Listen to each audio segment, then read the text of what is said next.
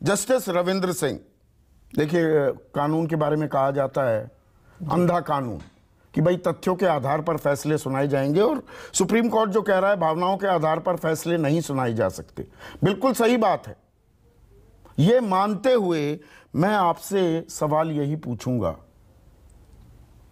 इस फैसले के बाद क्या अब ये कहना गलत होगा कि no one raped and killed her? तो इस लड़की का बलात्कार किसने किया, हत्या किसने की?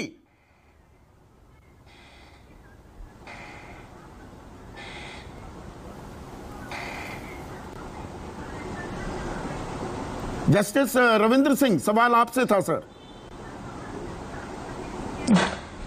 जी, इस समय ये मटेरियल नहीं है। मटेरियल जो ये है, जो एविडेंस है, उसके आधार पर जो जजमेंट हुआ उस पर क्या कमेंट है।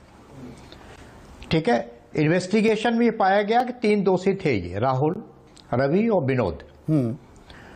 और इन पर जो एविडेंस कलेक्ट की इन्वेस्टिगेटिंग एजेंसी ने, उस पर रिलाई अपॉन करके ट्रायल कोर्ट ने इनको डेथ सेंटेंस दिया, और उस डेथ सेंटेंस को हाई कोर्ट ने अफर्म किया। लेकिन सुप्रीम कोर्ट ने वो ट्रायल कोर्ट का और हाई कोर्ट के जजमेंट सेट साइड करके तीनों का एक्विटल कर दिया। जो हमने जजमेंट अभी देखा है, ये 39 पैराग्राफ का जजमेंट है, और honourable justice Bela M Trivedi ने इसको लिखा है। और इस जजमेंट में को पढ़ने से ऐसा लगा कि इस जो एक्विटल हुआ है, ये मुख्यतः है जो इन्वेस्टिगेटिंग एजेंसी के लैप्सेस, रिकवरी और discovery was not properly proved, circumstantial evidence में chain of the circumstances could not be complete, और जो डीएनए वगैरह के एनालिसिस हुए हैं वो proper procedure were not followed.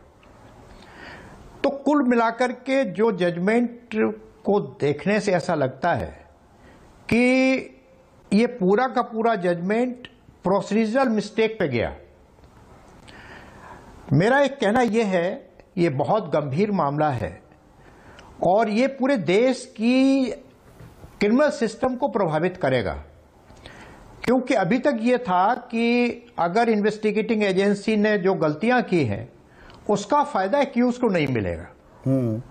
लेकिन अब इस केस के बाद ये हो जाएगा कि अगर इन्वेस्टिगेटिंग एजेंसी ने गलती की है तो उसका फायदा एक्यूज को मिलेगा, नंबर 1।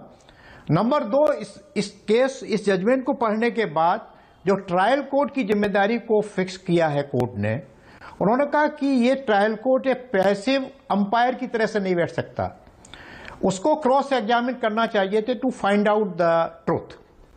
लेकिन अनफॉर्चुनेटली इस जजमेंट में कोई ऐसी चीज नहीं दिखाई दी जिसपे ये कहा जाता कि ये फैक्ट्स थे, ये क्वेश्चन थे, रेलिवेंट क्वेश्चन थे जो एक्यूज से क्रॉस एग्जामिन करना चाहिए था बाय द ट्रायल कोर्ट। ये हमने अभी जो देखा इस जजमेंट को, उसमें ऐसा कुछ नहीं मिला कि ये उसमें आया होता बहस के दौरान कि ये रेलिवेंट क्वेश्चन थे, ये रेलिवेंट इसका जवाब आना चाहिए था, ये रेलिवेंट क्वेरीज थी which were not made by the trial court. ये जो प्रोसिक्यूटिंग पीपी का जो काम था, जो पब्लिक प्रोसिक्यूटर था, उसका काम था, अगर उससे गलती हुई तो ये ट्रायल कोर्ट देखना चाहिए था, लेकिन ऐसा कुछ जजमेंट में है नहीं। तो कुल मिलाकर के जो जजमेंट पढ़ने के बाद मुझको ऐसा लगता है कि क्रिमिनल जुरिस्प्रूडेंस का एक नया इंटरप्रिटेशन हुआ इस जजमेंट के बाद। मतलब लचर जांच हो, पैसे पूसे खिलाकर रसूखदार लोग चीजें सबूतों के साथ छेड़छाड़ कर दें, और उस बिना पर आप आरोप मुक्त हो जाएंगे और ना किसी की जिम्मेदारी तय होगी। हाई कोर्ट क्या कर रहा था, लोअर कोर्ट क्या कर रहा था, जब दोषी पाया जा रहा था, किसी की तो जिम्मेदारी होगी ना। You are right. अभी तक के जो सुप्रीम कोर्ट की जजमेंट थे उसमें यह था कि इन्वेस्टिगेटिंग में अगर लैप्सेस हैं तो उसका फायदा एक्यूज को नहीं मिलेगा। ठीक है, अब इसके आधार पर यह हो गया कि अगर इन्वेस्टिगेटिंग एजेंसी ने जो गलतियां की हैं उसका फायदा एक्यूज को मिलेगा। एक क्रिमिनल जुरिस्प्रूडेंस की नई डेफिनेशन आ गई। तो यह बहुत सीरियस मैटर है, और अकॉर्डिंग टू मी इसका रिव्यू होना चाहिए, और अगर रिव्यू एप्लीकेशन का जो प्रोसीजर है अगर खारिज होता है, क्योंकि by same before the same bench जाएगा, तो अगर फिर इसका कोरेक्टिव पिटीशन आनी चाहिए। It should be decided by the larger bench. नहीं, एक और चीज समझाइए जस्टिस रविंद्र, और ये फिट क्योंकि अब केस है चीफ जस्टिस यू ललित तो रिटायर हो गए, तो सेम बेंच के सामने तो जा नहीं सकता।